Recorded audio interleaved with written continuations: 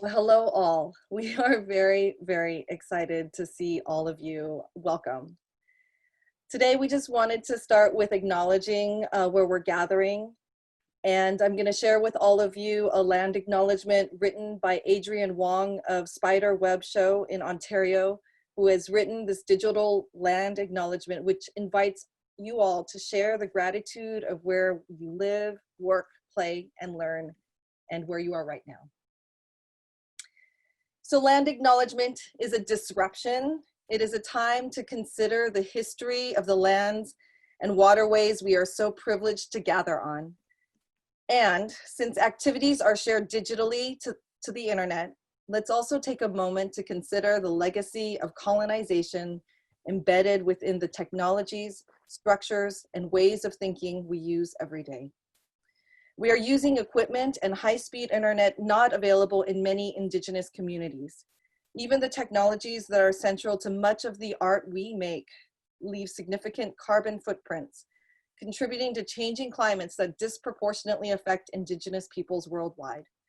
I invite you to join me in acknowledging all of this, as well as our shared responsibility that it holds, which is to make best use of this time that we all have together, and for each of us to consider our roles in reconciliation, decolonization, and allyship. I'd love to invite all of you right now to join me in one collective breath in acknowledgement.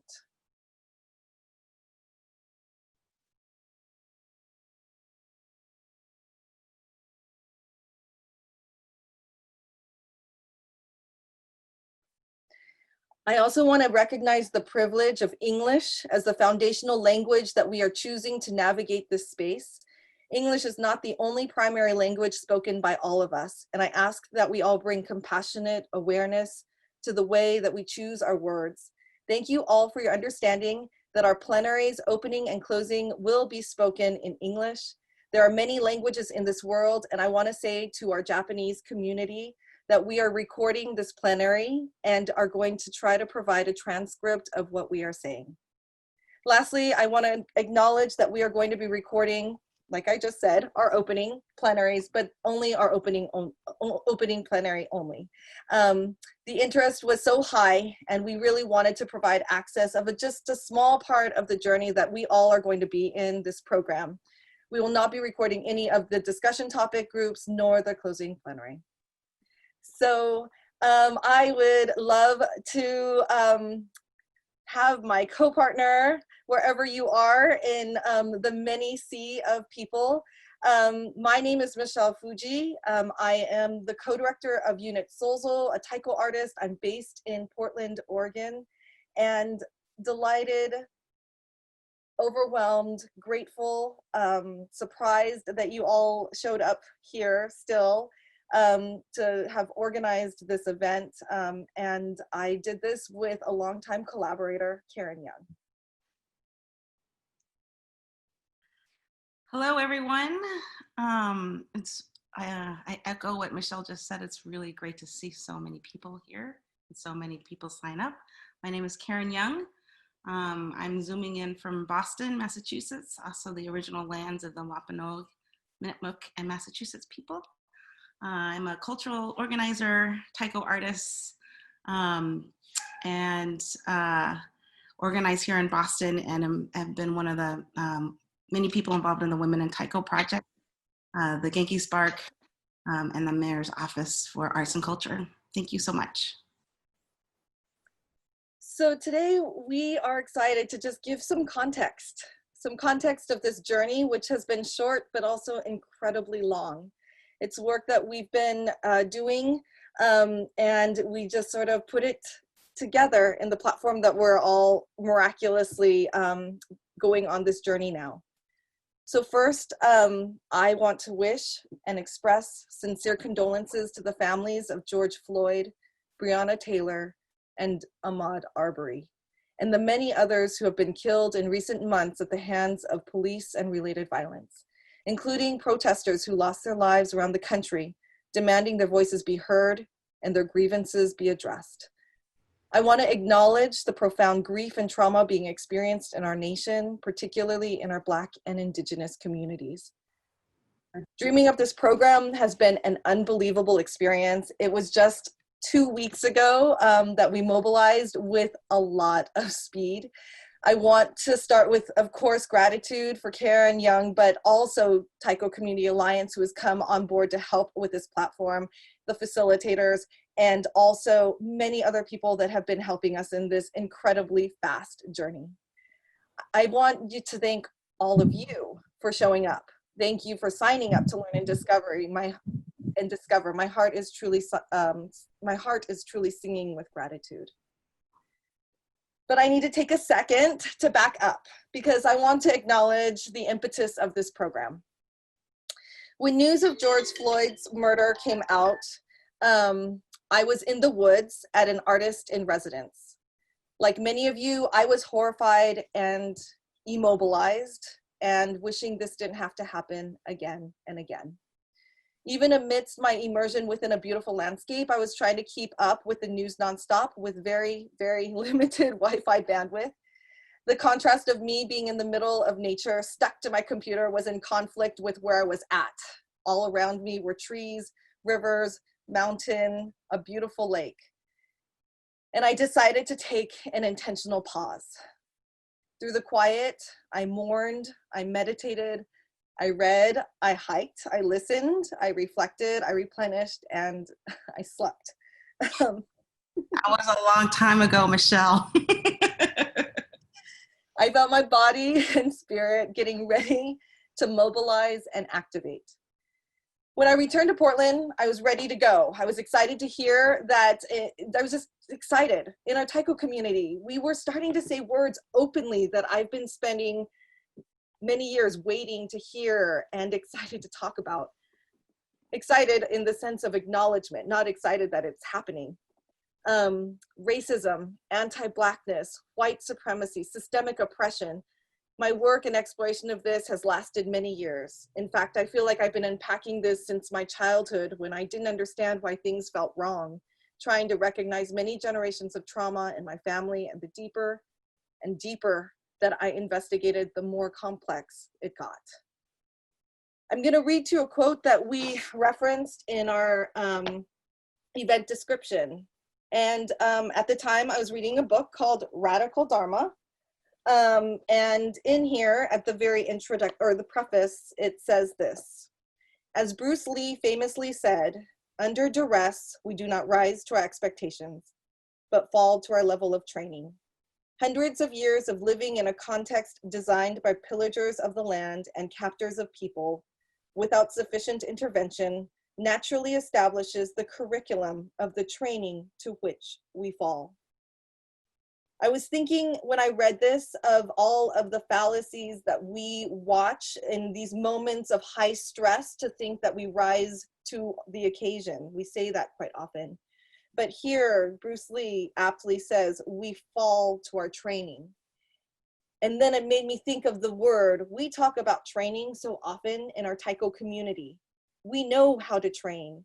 And thinking about the curriculum that we are being, or we're breathing, we're living, we're walking. And what if we just shifted it? What if we could reimagine it? And utilizing this word of practice, we could be able to maybe get this into our bodies, get it into our minds, get it into our spirits. So with that, I do hope that this journey that we're all going on together is an opportunity to practice, and we do know how to practice quite a bit. Great. So, I was thinking a little bit about kind of what I wanted to say for this opening. So I prepared something here I want to read. The program for reimagining a new world was shaped with an understanding that the deaths of Black people at the hands of law enforcement are occurring in a larger context of an anti-Black system of oppression that centers on whiteness. The founding of the US is problematic in that it was built on an unresolved and unacknowledged history of genocide, colonization, slavery, and exploitation. When Michelle asked me 2 weeks ago to join her in this effort to galvanize the Taiko community, to take immediate action to discuss issues of systemic racism and anti-Blackness.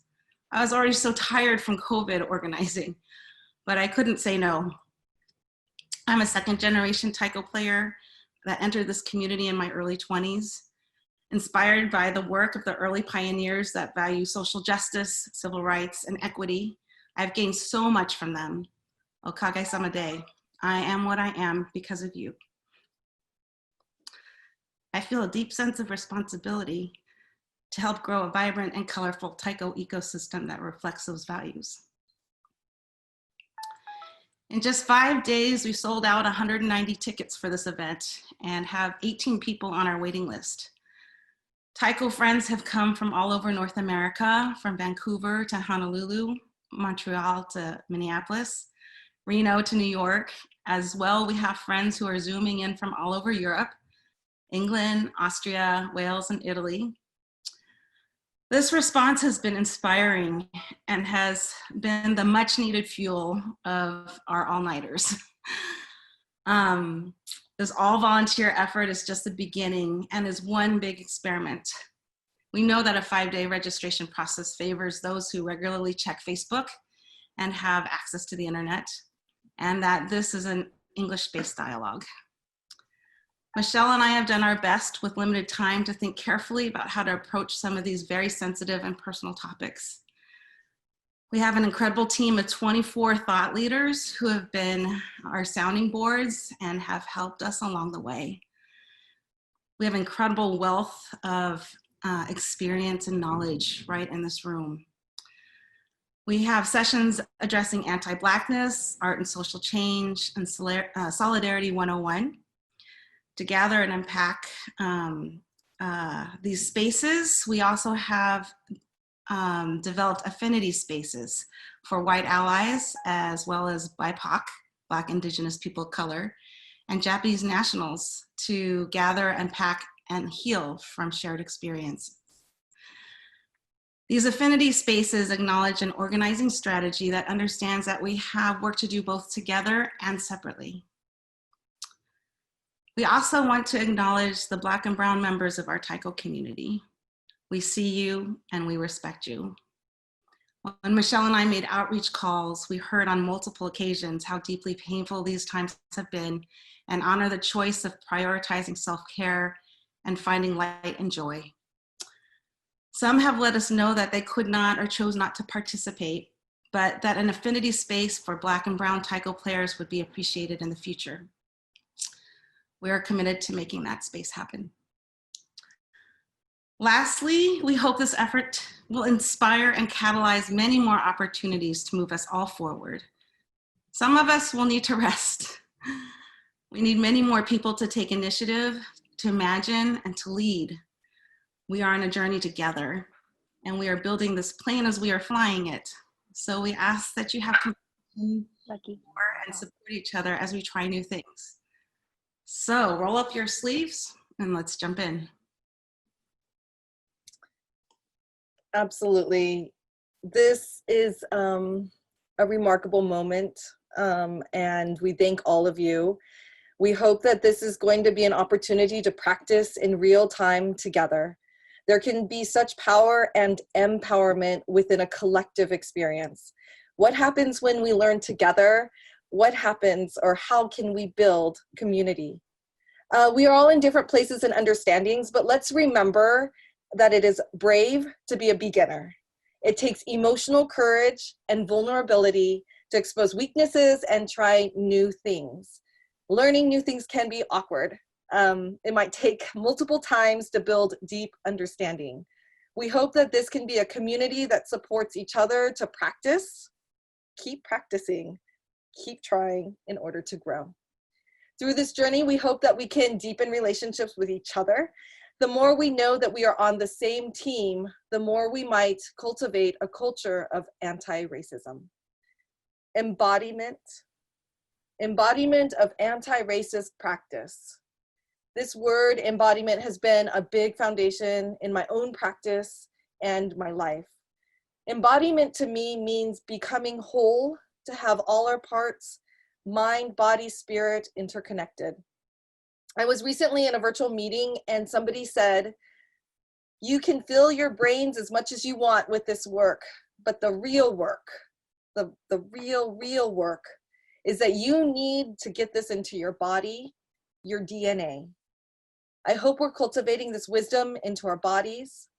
Breathe, walk, listen, notice, move within our world with this practice. How do we connect the what we're learning all up here? There's going to be a lot of knowledge that is going to be shared with all of you, and it's going to start filling up your brains and your heads. But the hope is that it also comes down into your body, and that it's something that your body also can be a part of.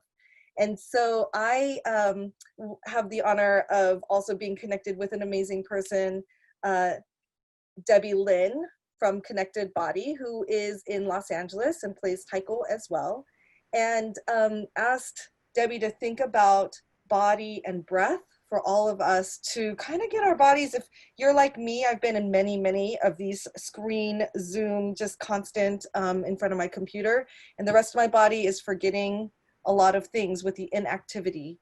So we wanted to make sure that we could have that place that we want to be full today. So Debbie, I'd love for you to take it away. Thank you. Hi, my name is Debbie Lynn. I'm a functional movement therapist. We're going to do some simple exercises that will awaken our senses and hopefully allow us to be more present in our mind and our body throughout today's discussions. So let's clasp our hands and we'll start with tapping the center of our chest, step like this. Each time you tap our chest, you're going to exhale. And it's going to feel as if you're playing the taiko, creating that vibration in your chest cavity. And then you move on to the side of your chest.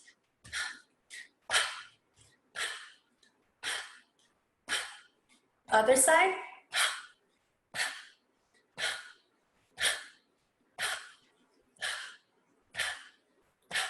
And then lean to one side, use the heel of your hand to tap on the side of your ribs. Exhale each time.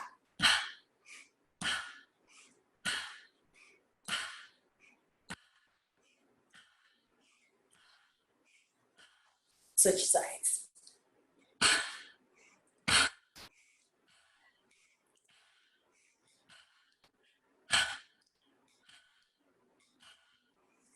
And then I'm going to turn around, but you can still face the screen. Lean forward and expose the mid and lower back. Hold a fist and gently tap to the mid and lower back area. Loose wrists and just feel as if you're playing the drum.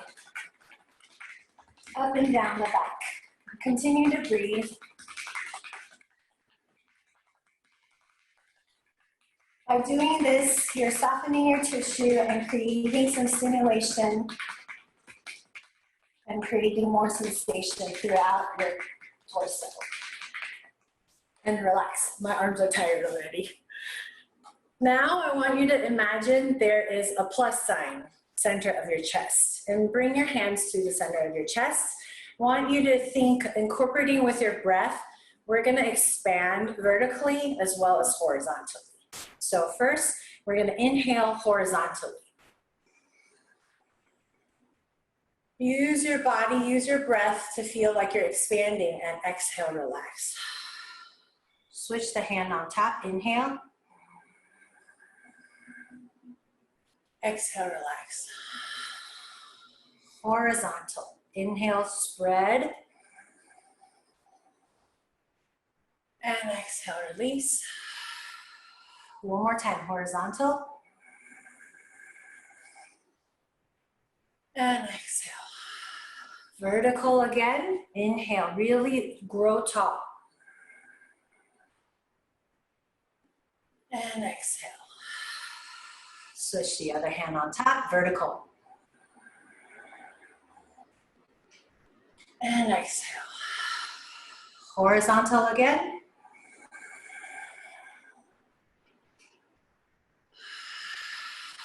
One more time.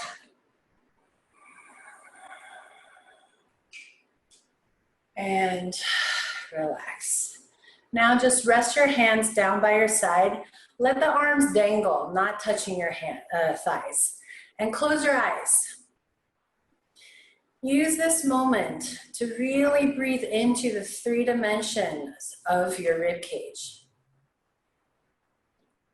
Hope at this moment you can really feel into some tingling in your chest.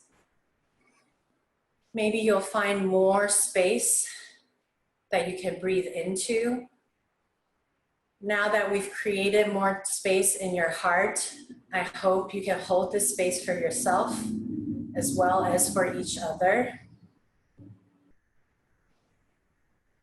Be grateful that we have the opportunity to breathe. Breathe for yourself.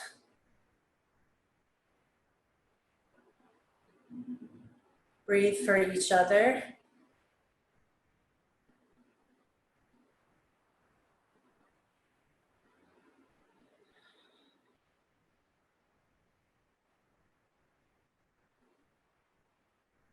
Slowly open your eyes and blink a few times. And thank you very much. Thank you, Debbie. Using our bodies, but also thinking about the power of art, thinking of the things that we do that can inspire, spark, provoke.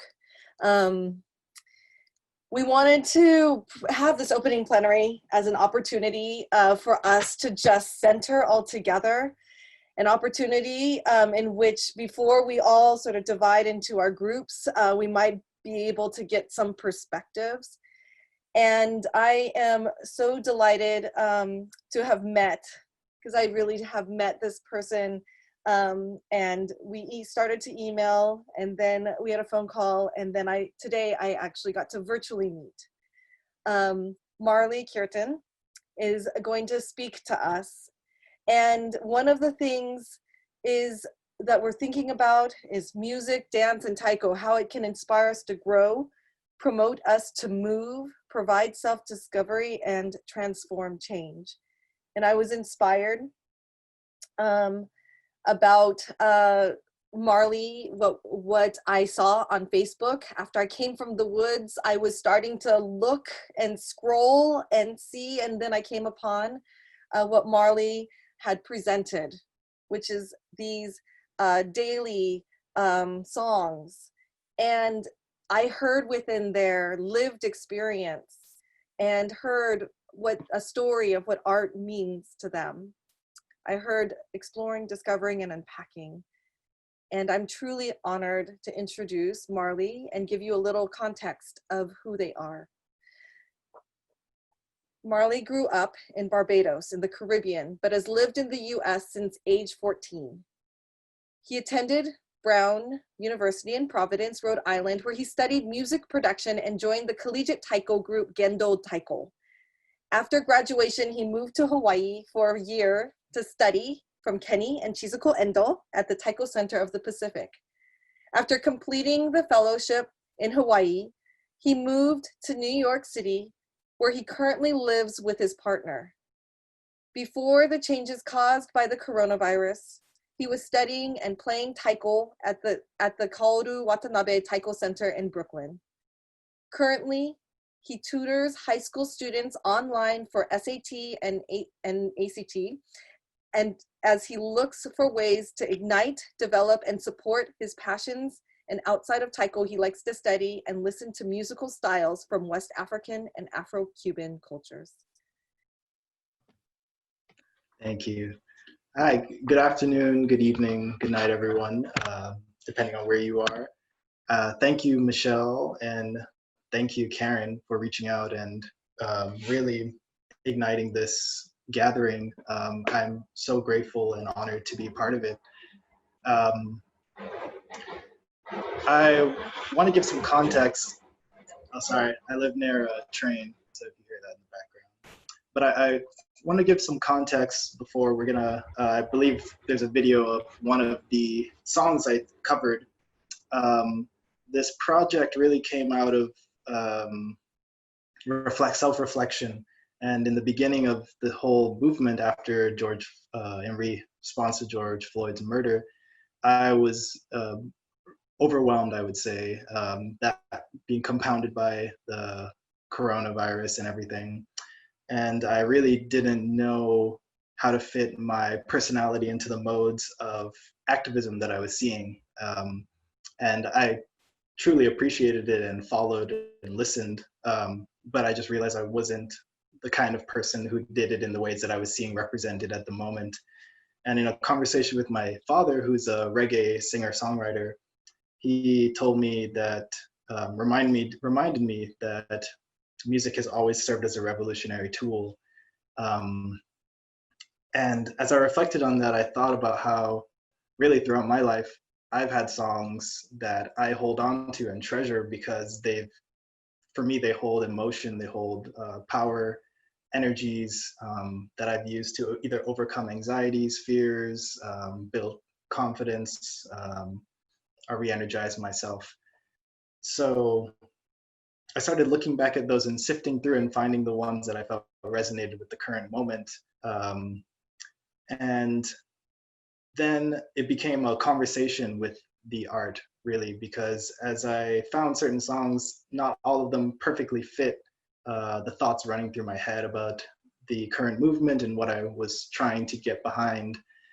And so it became an engaging process where some lyrics I rewrote in certain songs, and you'll hear that in the video today. It's a cover of a Bob Marley song called Johnny Was. It's really just about unjust killing. It's within the context of really gang violence and a child in a neighborhood being murdered for no reason, just a stray bullet.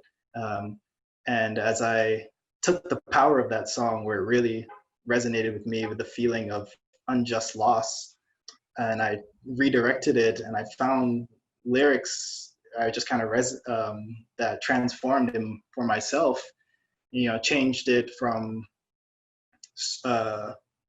stray bullet to no stray bullet, showing the intention that it now exists in the current moment that is, being protested. And I was just so amazed about the space that the art gives for conversation and thoughts, the real depth. And it was a place for me to investigate my own values and find a way that I could protest, say something, stand up in a way that felt completely comfortable with me, but also activated a conversation and connected to people and inspired people. So it also showed me that your reach is so much further than you know. Really, when I started it, I only expected maybe a few close family friends, family donating up to maybe $300 max over a couple of weeks. And then within 5 days, had received $2,000 in donations, and a friend had reached out and told me his company was matching, and we were able to get to 4,000 really. And it kind of flowed on its own. So that was another realization for me by just engaging with this process, that people will support, your community will support the ideas and these messages, and you don't know where your actions will go. And so I hope what I hoped with the series and what I find so much music can do is just give people that joy, for that space for really engaging with your feelings, your thoughts in a way that doesn't feel demanding or controversial or like an argument, because we can all enjoy music and let the messages resonate with us. Thank you so much, Marley. We have such a gift right now. And what we're going to be doing is we're going to hear this wonderful piece that Marley has shared with us. And after this, you're going to get an invite to go to a breakout room. And please please accept that invite as soon as the music ends. So with that, let's listen to Marley's voice.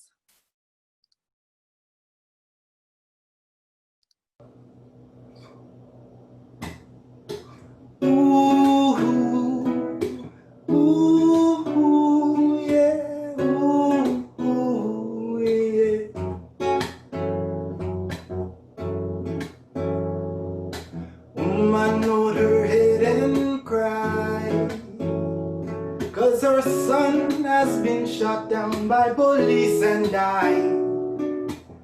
Was no stray bullet.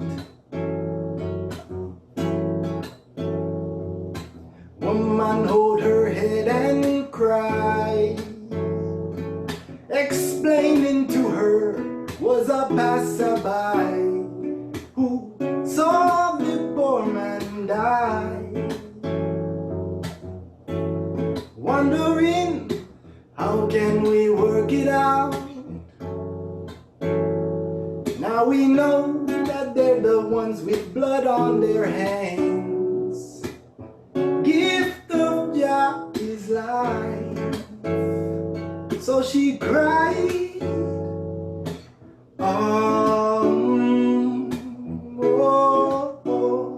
Jaji was a good man. He never did a thing wrong. Oh no, Jaji was a good man. Oh.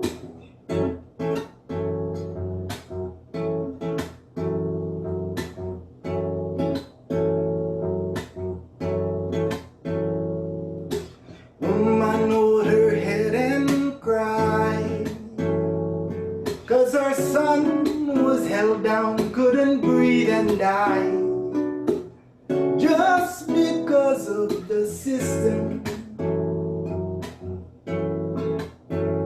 So how can we work this out? You call us a threat, but you're the one with a gun in your hand. Gift of Jah is life. So we cry,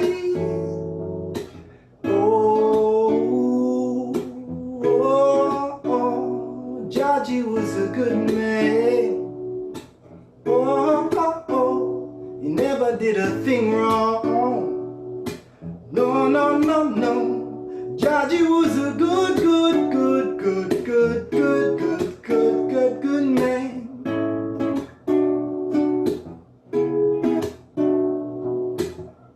George Floyd was a good man. Jamal Floyd was a good man. Trayvon Martin was a good kid. Tamir Rice was a good kid. Michael Brown was a good man. Eric Garner was a good man. Philando Castile was a good man. Breonna Taylor was a good woman. Now, they never did a thing wrong. So they're lame. You got to let their names live on. 'Cause too many have been forgotten. Sunken slave ships left to die in a ditch, hung from trees or rotted in cells. Oh, we know this story all too well.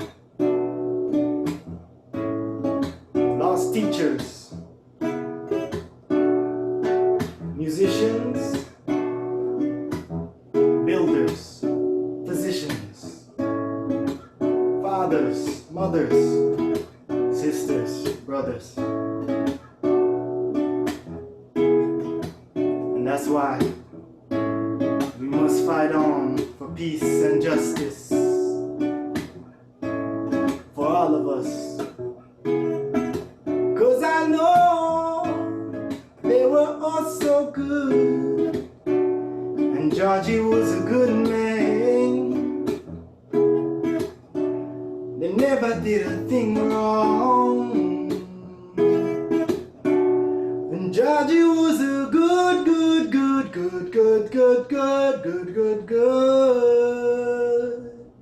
good man.